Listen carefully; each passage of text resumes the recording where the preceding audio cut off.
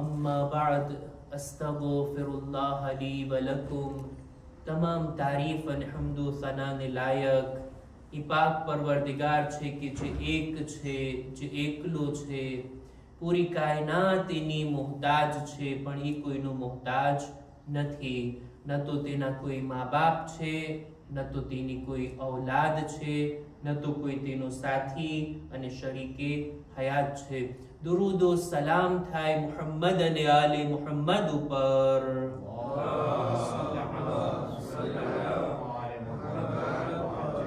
ખુદાએ તેમને આપણી હિદાયત માટે પાક અને પવિત્ર બનાવીને મોકલા. એવી પાક અને ફઝીલતવાળી આ હસ્તીઓ છે કે દુનિયાની અંદર એમના કરતા બહેતર, એમના કરતા સારી પાક અને પવિત્ર હસ્તીઓ આપણને નજર નથી આવતી. એટલે જ તેઓ આપણા માટે નમૂને અમલ છે.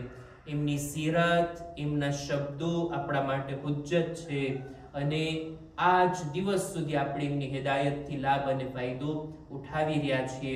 ખુતબાની શરૂઆતમાં પોતાની જાતને અને ત્યારબાદ આપ તમામ મુઅમિનીનને તકવા, પરહેઝગારી, ગુનાહોથી બચવા, નેક અને દીનદાર બનવાની ભલામણ કરું છું. ખુતબે જુમાની અંદર નહજુલ બલાગા આપણી ચર્ચા હેઠળ છે. નહજુલ બલાગાનો 91મા નંબરનો ખુતબો આપણે શરૂ કર્યા હતા કે નહજુલ બલાગાનો ઘણો સખ્ત ખુતબો છે. એના જુમલાઓ એટલા મુશ્કેલ છે. એક એવા શબ્દોને ઇમામ આ ખુતબામાં બયાન કર્યા છે કે જેના ઊંડાણમાં જવું એક ઇલ્મી ચર્ચાને ચાહે છે. પણ આપણે મુખ્તસર તર્જુમાની હદ સુધી આ ખુતબાને તમારી સામે ખુતબે જુમામાં લઈ આવ્યા અને એક પેરેગ્રાફ આપણે રજૂ કરતા આવ્યા છીએ. ખુતબાનો ટોપિક છે અલ્લાહની મારિફત, ખુદાને ઓળખવું. એક માણસ આવીને ઇમામથી સવાલ કરે છે, માંગણી રાખે છે, મૌલા ખુદાના એવા વખાણ કરો, ખુદાના એવા ગુણ અમારી સામે બયાન કરો, ખુદા કેવો છે ઈ તમે અમારા માટે બયાન કરો. એવી રીતના તમારું બયાન હોવું જોઈએ કે અમને એમ લાગે જાણે અમે નજરોથી ખુદાને જોતા હોય. ઇમામે લોકોને જમા કર્યા અને આ ખુતબાને પેશ કર્યા. આ ખુતબાની અંદર એવા ઊંડા મતાલિબ અને એવી ઊંડી વાતો છે જેથી જ આ ખુતબાનું નામ રાખવામાં આવ્યું ખુતબે અશબાહ. નહજુલ બલાગાનો આ મોટા ખુતબાઓમાંથી છે, શાયદ સૌથી મોટો ખુતબો છે. આની અંદર ઇમામ ઈ માણસને બયાન કરે છે કે ભાઈ જો અલ્લાહની સિફાતને તારે જોવી હોય ને, ખુદા કેવો છે, તો કુરાની મજીદની અંદર જો ખુદાએ પોતે જ પોતાની સિફાતને શું બયાન કરી અને રસૂલે ખુદાની સુન્નતમાં જો રસૂલના નામ ઉપર એક બાવાઝે બુલંદ સલવાત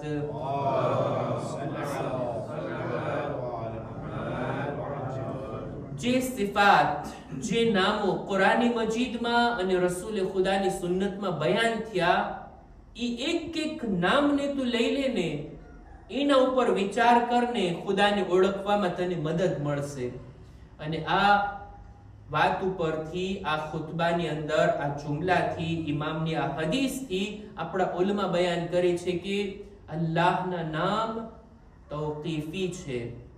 એટલે ખુદાના ઈ જ નામોથી આપણે એને પુકારી શકીએ જે નામ કુરાનમાં છે ને હદીસમાં છે. આપણે આપણા તરફથી ખુદાનું કોઈ નામ રાખી અને ખુદાને આપણે નથી પુકારી શકતા. આવો હક આપણી પાસે નથી. આ એક વાત.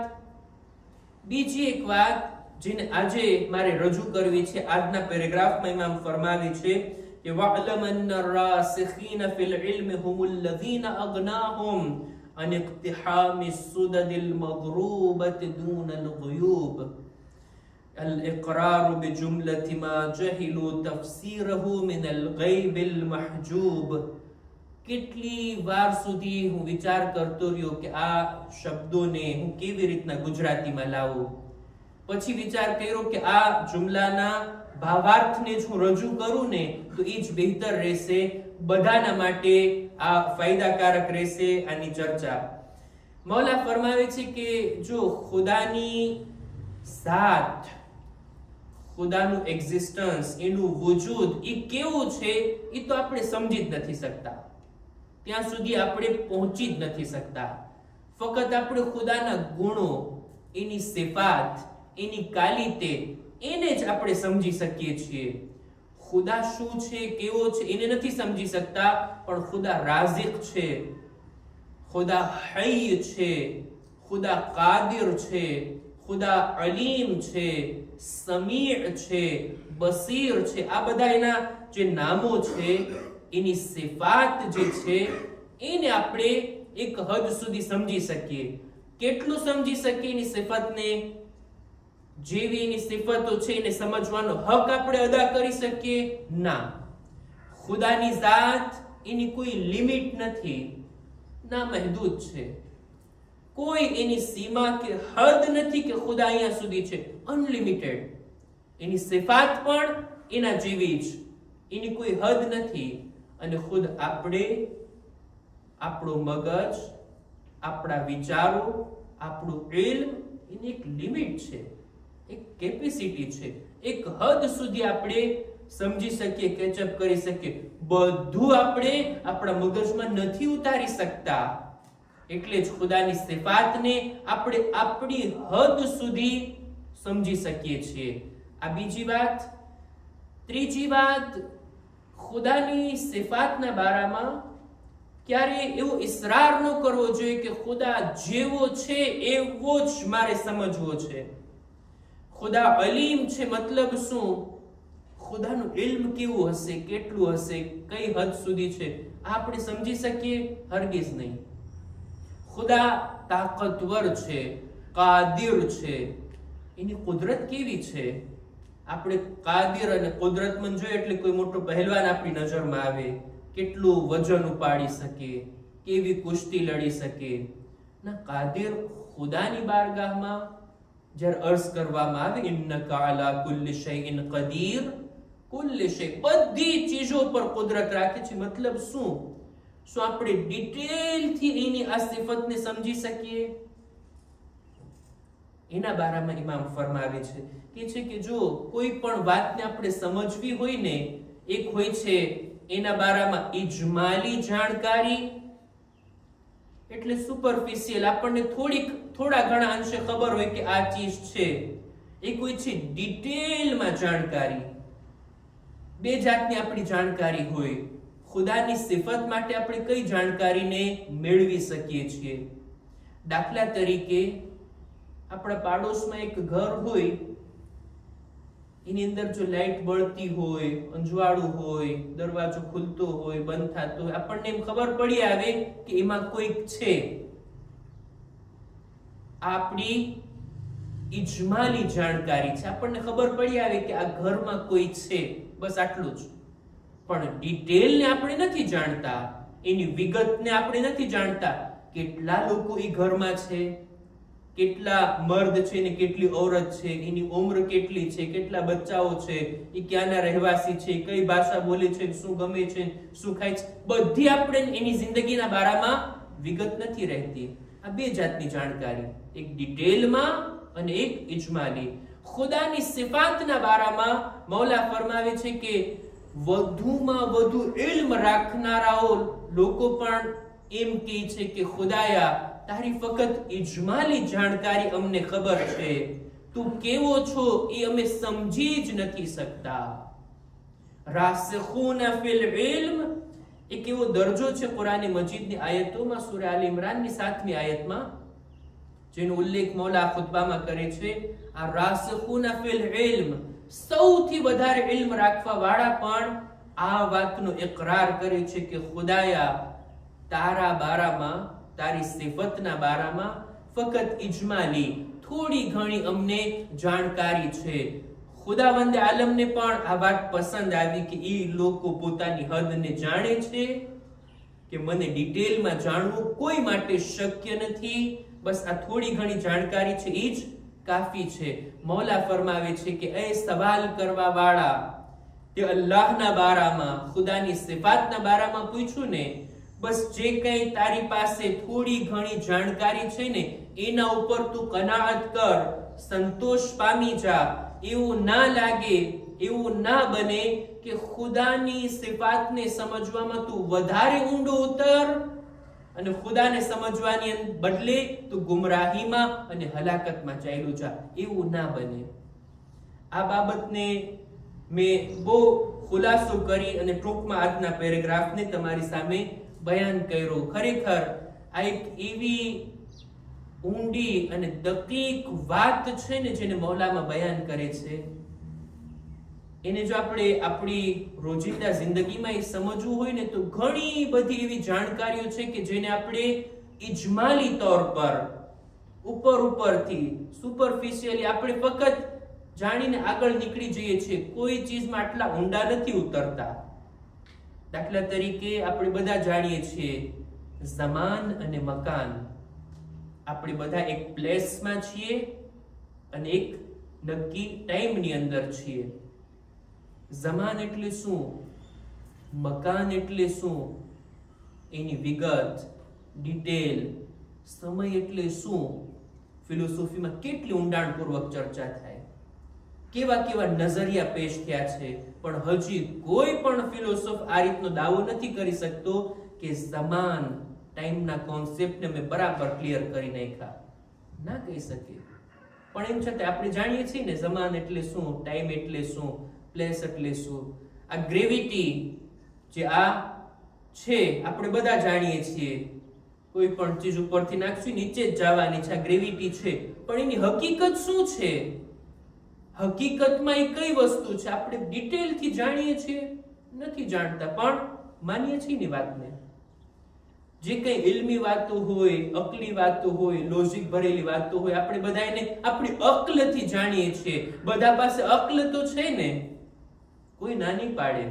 બધા કહેશે હા અમારી પાસે અક્લ છે. પણ અક્લ એટલે શું કોઈને ડિફાઇન કરી શકે? જેવી હકીકત છે એવી જ રીતના અક્લને આપણને સમજાવી શકે અથવા પોતે સમજી શકે? ના. આ બધા એવા મફહૂમ છે, એવી વાતો છે કે જેને આપણે થોડીક હદ સુધી જાણીએ છીએ, એને ઊંડાણપૂર્વક આપણે નથી સમજી શકતા. આ બધું મખલૂક છે. ખાલિકને આપણે કેવી રીતના સમજી શકીએ? અલ્લાહની આ બધી બુલંદ સિફાતોને આપણે આપણામાં સખત નથી, ક્ષમતા નથી, કેપેબલ નથી આપણે કે આપણે ખુદાને જેવો છે એવો ઓળખી શકીએ.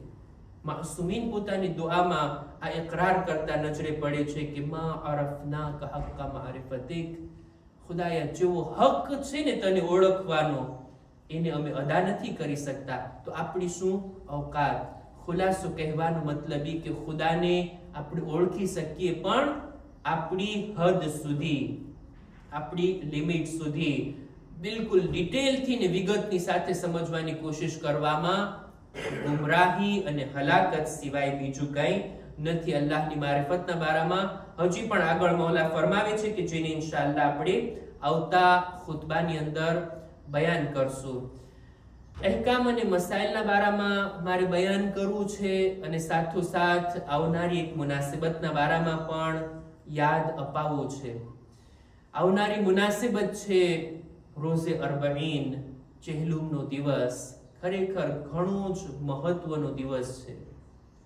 આ દિવસની અઝાદારી મનાવવા માટે તો આપણે આ અશરા રાખ્યા છે કે આ દિવસ સુધી આપણે પહોંચવાનું છે અને એ દિવસમાં આપણે ગમ મનાવીએ. જેઓને તૌફીક હોય તે અરબઈન મનાવવા માટે કરબલા સુધી જાય, પગેથી ચાલીને જાય, સખ્તીઓ ઉઠાવીને જાય કે ચહેલુમના દિવસે આપણે કરબલામાં જઈ અને ઇમામની અઝાદારી કરી શકીએ. આપણે આપણા વતનમાં જ ઇન્શાઅલ્લાહ ચહેલુમના દિવસથી પણ ગાફિલ ના થઈએ. અને ખાસ કરીને ચહેલુમના દિવસની ઝિયારત કે જે હદીસો મુજબ મુઅમિનની નિશાનીમાંથી છે. આપણા 11મા ઇમામ ઇમામે હસન અસ્કરી અલૈહિસ્સલામ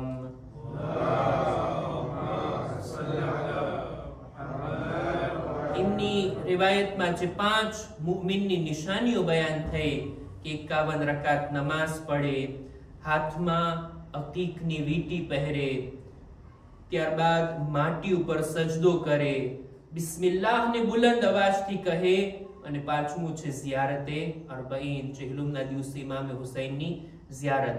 તો આ ઝિયારત પણ ચહેલુમના દિવસે પડવાની હોય, જ્યારે સૂરજ ઉગતો હોય, દિવસની શરૂઆત થતી હોય, ત્યારે આ ઝિયારતને પડવામાં આવે કે એનાથી પણ આપણે ગફલતમાં ના રહીએ ઇન્શાઅલ્લાહ.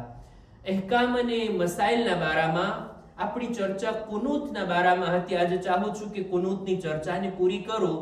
જે અમુક જરૂરી બાબતો હતી એને આપણે બયાન કર્યા. કુનૂતની અંદર શું પડવામાં આવે? શું રબ્બના આતિના સિવાય બીજું કંઈ પડી શકાય? એના માટે મસલો એ છે કે કુનૂતમાં કોઈ પણ દુઆ પડીએ, કોઈ પણ zikr પડીએ તો ચાલે. ટાઈમ ઓછો હોય તો માણસ ખાલી કુનૂતની અંદર હાથ ઉઠાવીને એક વખત સુબહાનલ્લાહ, અલ્લાહુ અકબર, ખાલી એક સુબહાનલ્લાહ કહી દઉં તો પણ આપણું કુનૂત થઈ જાય છે. ખાલી સલવાત પડી લઈએ તો પણ આપણું કુનૂત થઈ જાય છે. પણ બહેતર છે કે ખુદાની હમદો સના કરે, સલવાત પડે, પોતાની હાજતોને બયાન કરે, મુમિનીન માટે દુઆ કરે, મગફિરતની માંગણી કરે. આ બધું બહેતર છે કે સારી સારી દુઆઓને આપણે કુનૂતની અંદર પડીએ. નમાઝની અંદર કુનૂત માટે મુસ્તહબ છે કે ઇન્સાન બુલંદ અવાજથી પડે, જોરથી પડે. જ્યારે પણ નમાઝ પડતો હોય પોતાના ઘરમાં, સુબહની હોય, મગરિબની હોય, સોહરની હોય, વાજિબ હોય, મુસ્તહબ કોઈ પણ નમાઝ હોય, કુનૂતને બુલંદ અવાજથી પડે. રબ્બના આતિના ફિદ દુનિયા, બુલંદ અવાજથી. પણ નમાઝે જમાતની અંદર બુલંદ અવાજથી ના પડે, કારણ કે નમાઝે જમાતમાં પાછળવાળા કોઈ પણ લોકો કઈ એવી વાતને બુલંદ અવાજથી પડે કે જેનો અવાજ પેશ નમાઝના કાનમાં પહોંચે તો આ મકરૂહ છે, સવાબ ઘટી જાય છે. નમાઝે જમાત સિવાય બીજે બધે આપણે બુલંદ અવાજથી પડવું જોઈએ કુનૂત. કુનૂતને લંબાવવાની પણ તાકીદ છે. બહેતર છે કે જરાક લાંબુ કુનૂત પડે, ખાસ કરીને નમાઝે શબની છેલ્લી રકાત, નમાઝે વિત્રમાં લાંબુ કુનૂત પડવાની તાકીદ છે. સિવાય નમાઝે જમાતમાં જો મોલાના લાગી પડશે લાંબી લાંબી દુઆ પડવા તો વળી પછી નમાઝે જમાતમાં નમાઝીઓનો ખ્યાલ રાખવો પણ પેશ નમાઝ માટે જરૂરી હોય કે નમાઝને ન બહુ લાંબી પડાવે, ન બહુ ટૂંકી અને ઝડપથી મીડિયમ તરીકાથી પડાવે, જેથી બુઝુર્ગો, બાળકો, બૈરાઓ, જવાનો, બીમારો બધા લોકો સાથે પડી શકે. આગળ કુનૂતના માટે એમ છે કે જો કુનૂત પડતા ભૂલાઈ જાય તો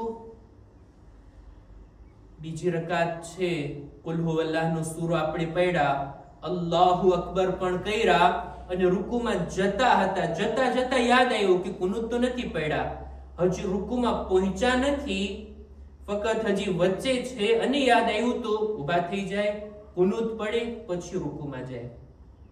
પણ જો રૂકુમાં ચાલ્યા ગયા, હવે યાદ આવ્યું કુનૂત તો આપણે નથી પડ્યા, તો હવે ઊભા નથી થઈ શકતા, રૂકુ કરી લે, સમી અલ્લાહુ લિમન હમીદા, ત્યારે આ કુનૂતની કઝા પડી શકે છે. ભૂલાઈ ગયું હોય તો રૂકુ બાદ પણ કુનૂત પડી શકાય. હવે આપણને કુનૂત પડતા ભૂલાઈ ગયું, રૂકુમાં પણ ચાલ્યા ગયા, રૂકુમાં યાદ ના આવ્યું, ઊભા થઈ કે સજદામાં ચાલ્યા ગયા, ત્યારે યાદ આવ્યું કે અરે આપણે કુનૂત તો નથી પડ્યા. હવે ત્રીજી રકાતમાં પડી શકાય ના, ચોથી રકાતમાં પડી શકાય ના. હવે કઝા એની કરવી હોય તો આખી નમાઝ પૂરી કરી નાખીએ, સલામ પણ પડાઈ ગયું બધું, હવે બેઠા બેઠા જ કુનૂત પડી લઈએ, જે કુનૂતની કઝા ગણાઈ જશે અને કુનૂતનો સવાબ આપણને મળી જશે.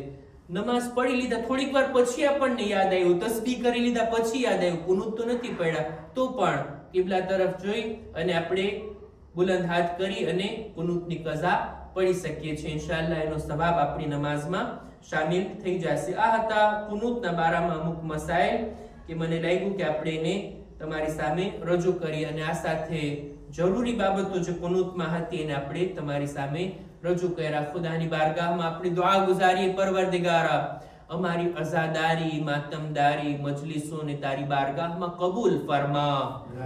ખુદાયા દરેક અઝાદાર હુસૈન, દરેક ઝાહિર હુસૈન, દરેક ઝાકિર હુસૈનની હિફાજત ફરમા. પરવરદિગારા અમારા મા બાપના ગુનાહોને માફ કર, અમારા મરહુમીનની મગફિરત ફરમાવ, અમારી ઔલાદને નેક તૌફીક અતા કર. ખુદાયા જેઓ બીમાર છે, ખાસ કરીને જેમના હકમાં દુઆની ભલામણ કરવામાં આવી, દરેકને શિફાએ કામિલા અતા ફરમા. અમારા બદનમાં પણ સલામતી આપી, દરેક રૂહાની જિસ્માની બીમારીઓથી અમોને મહેફૂઝ રાખ. ઝમાનાના ઇમામના ઝુહૂરમાં તાજીલ ફરમા, અમારો શુમાર એમના સાથીઓમાં કર. ربنا تقبل منا إنك أنت السميع العليم